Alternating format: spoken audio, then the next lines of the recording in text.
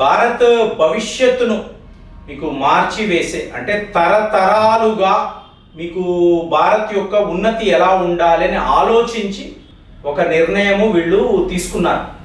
ఇది ఏమిటి అంటే ప్రపంచంలో ఏ ఒక దేశం, అమెరికా తప్ప, అమెరికాలో ఈ సిస్టమ్ ఉంది, అమెరికా తరువాత భారత్ మాత్రమే ఇలా ఆలోచిస్తుందా అనే ఒక అతిపెద్ద ప్రశ్న మీకు ఈ సబ్జెక్ట్లో ఉంది. ఏమిటి అంటే నిన్న మోదీ గారు చెప్తున్నారు. ఆయన ఏం చెప్తున్నారు అంటే ఈ అణుశక్తికి సంబంధించిన వ్యవహారాలు మేము ప్రైవేట్ ప్లేయర్స్ను కూడా ఇన్వాల్వ్ చేయాలని అనుకుంటున్నాము. సో ఇది ఒక బిగ్గెస్ట్ డిసిషన్ అండి. ఎందుకంటే మీకు తెలుసో తెలియదో 2047 అన్నప్పుడు భారత్ యొక్క టార్గెట్ ఎంత? 100 గీగావాట్స్. ప్రస్తుతం ఎంతండి? 8.8 గీగావాట్స్. బాబోయ్, సంబంధమే లేదు కదండి. అంటే గత 10 ఏళ్లలోనే దీని గురించి మనం మాట్లాడుతున్నామంటే లాస్ట్ 10 years డేటా స్టాటిస్టిక్స్ తీసుకుంటే మన యొక్క అటామిక్ ఎనర్జీ యొక్క వాల్యూ 8.8 గీగావాట్స్. మరి 22 ఏళ్లలో మీరు 100 గీగావాట్స్ని రీచ్ అవ్వాలి అంటే జరిగే పనేనా? ఎందుకంటే ఆ టైంకి మోదీ గారు రిటైర్ అయిపోయి ఉంటారు, ఈయన ఉంటాడు. ఇంకా చెప్పాలంటే ప్రపంచంలో పుతిన్ గారు ఉండరు, డొనాల్డ్ ట్రంప్, జీ జిన్పింగ్ ఎవరు ఉండరు. సో అలాంటి టైంలో మీరు భవిష్యత్తు గురించి ఆలోచిస్తున్నారు. అదే అంటున్నారు, వీళ్ళ ఆలోచన మేము ఉన్నామా లేమా అనేది కాదండి, జాతీయవాదం. నా దేశము ఎలా ఉండాలి, నెక్స్ట్ 20 yearsలో ఎవరెవరిని ఓడించాలి, ఎంత శక్తివంతంగా ఉండాలి, ఇవే వీళ్ళు ఆలోచిస్తారు. అంతే కదండి. ఇప్పుడు పుతిన్ని తీసుకోండి, మోదీని తీసుకోండి, జీ జిన్పింగ్, వాడు మన శత్రువే అవ్వచ్చు, అయినా కూడా వాళ్ళ జాతీయవాదాన్ని మనం మెచ్చుకోవాలి. ఇప్పుడు రేపు ట్రంప్ గారు కూడా అదే మాట్లాడతాడు. లేదండి రాజ్యాంగము బాలేదు, ఇంకొక 4 ఏళ్ళు నాకు ఇచ్చారు అనుకోండి, అమెరికా యొక్క తలరాతనే మార్చేస్తానని చెప్పి అతను కాన్స్టిట్యూషన్లోనే మార్పు తీసుకొచ్చినా మనం ఆశ్చర్యపోవడానికి లేదు, చేసే ఛాన్సెస్ ఉంటాయి. కానీ మీరు గమనించారు అనుకోండి, వీళ్ళు ఎవరు కూడా రేపు ఉండరు. 20 years ఇంకా చెప్పాలంటే నేను ఉంటానో లేనో తెలియదు. ఈ వీడియో చూస్తున్న మీలో మీ వయసు ఎంత? అదే ఒక 5 ఏళ్ల పిల్లాడు, ఒక పాప, వాళ్ళకి 25 ఏళ్ళు వస్తుంది. అప్పుడు వాళ్ళు ఇప్పుడు మనం మాట్లాడుతున్న ఈ బెనిఫిట్స్ అంతా కూడా వాళ్ళు ఎంజాయ్ చేస్తారు. ఎందుకు ఇలా చెప్తున్నాను అంటే మీరు రష్యాను చూసుకోండి, రోసాటామ్ అనబడే ఒక సంస్థ, వీళ్ళదే మోనోపలి, ప్రభుత్వానిది. వేరే ఎవరిని కూడా ఈ న్యూక్లియర్ సెక్టార్లోకి వాళ్ళు రానివ్వరు. మీరు ఫ్రాన్స్ అనండి, అలాగే మీరు తక్కిన దేశాలు ఎవరినైనా తీసుకోండి, చైనాలో కూడా ఈ సిస్టమ్ లేదండి. కానీ అమెరికా అన్నారు అనుకోండి, ఈ అటామిక్ న్యూక్లియర్ సెక్టార్లో టోటల్గా ప్రైవేట్ ప్లేయర్సే ఉంటారు. కానీ అమెరికా ప్రభుత్వము ఒక స్ట్రాంగ్ కమిటీని పెడుతుంది.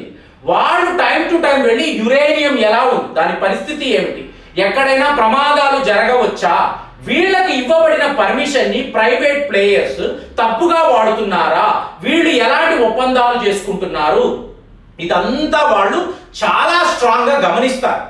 ఈరోజు మోదీ గారు ఏమంటున్నారు, మనము పబ్లిక్ సెక్టార్తో పాటు ప్రైవేట్ సెక్టార్ని కూడా ఇందులో ఇన్వాల్వ్ చేయాలి. అంటే ఇందులో ఒక రష్యా ఉండొచ్చు, అమెరికా ఉండొచ్చు, ఫ్రాన్స్, చైనా, ఎవరైనా కూడా భారత్లో పెట్టుబడులు పెట్టి ఇలాగే న్యూక్లియర్ ఎనర్జీకి సంబంధించిన వ్యాపారము చేసుకోవచ్చు. ఇది చాలా చాలా పెద్ద ప్రకటన అండి. ఎందుకు 2047 వచ్చే నాటికి 100 గీగావాట్స్ని మీరు రీచ్ అవ్వాలంటే మనకు అంత కెపాసిటీ లేదండి. మనము అటువైపు ఎప్పుడూ ఆలోచించలేదు.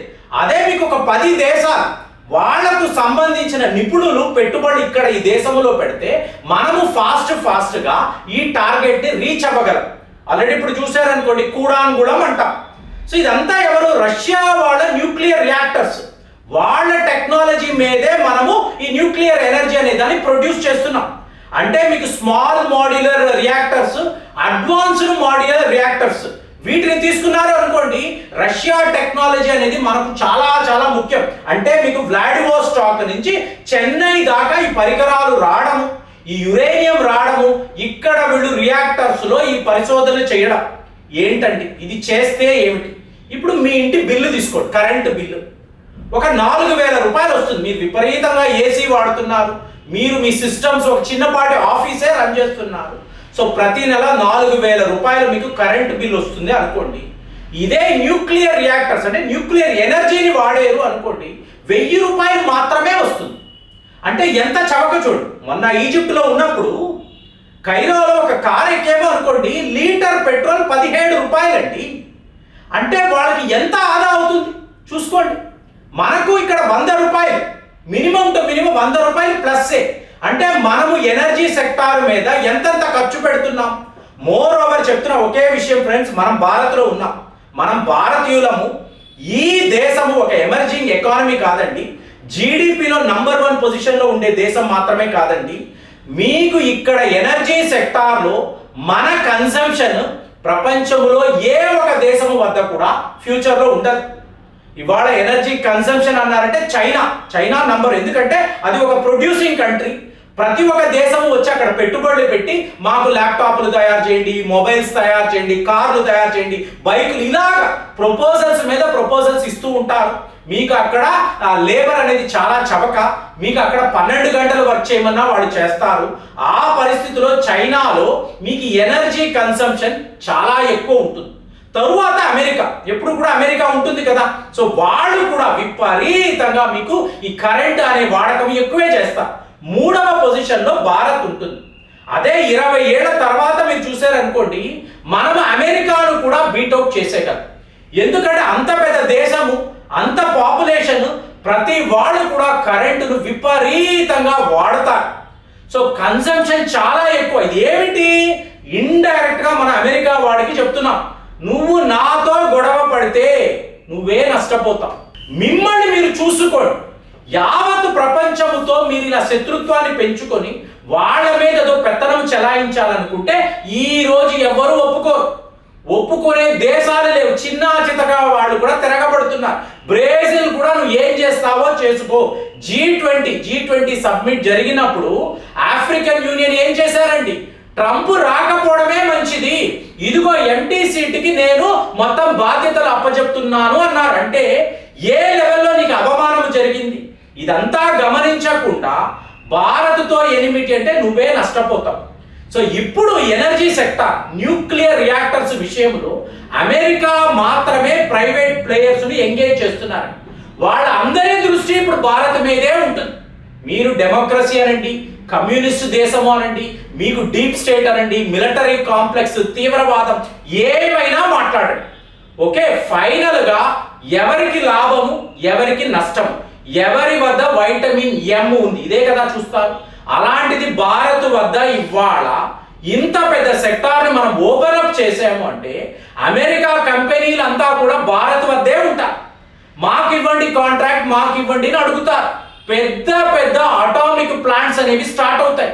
న్యూక్లియర్ ఎనర్జీ అనేది యావత్ భారత్ను నింపేస్తుంది.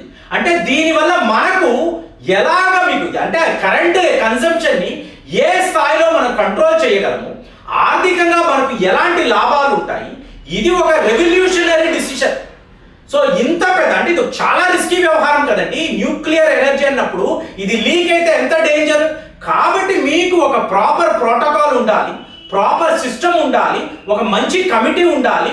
వీళ్ళు ట్రాన్స్పరెంట్గా తిరుగుతూ ప్రతి ఒక్క దేశము ఏం చేస్తుంది, ప్రతి ఒక్క దేశం కూడా న్యూక్లియర్ ప్లాంట్స్ని ఎలా మేనేజ్ చేస్తున్నారు, ఎలా కంట్రోల్ చేస్తున్నారు, దీన్ని గమనించగలిగినప్పుడు ఆ పని మీరు చెయ్యగలిగారు అనుకోండి, అమెరికా వాడు మన కాళ్ళ బేరానికి వస్తాడు.